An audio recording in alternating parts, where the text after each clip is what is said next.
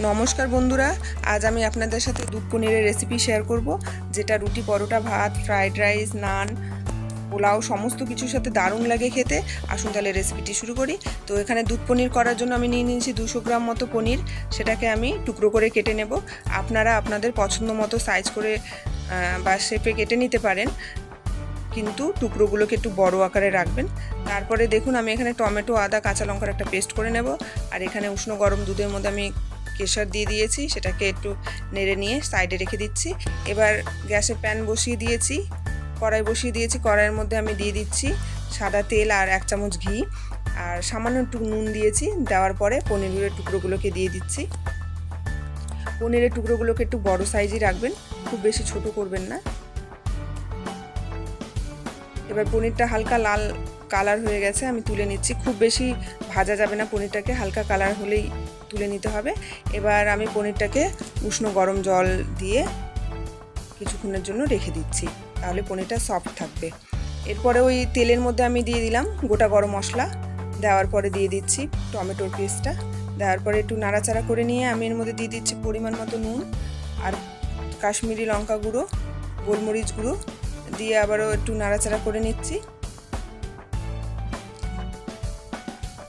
তারপরে এর মধ্যে আমি অ্যাড করে দিচ্ছি কাজু আর পোস্ত বাটা।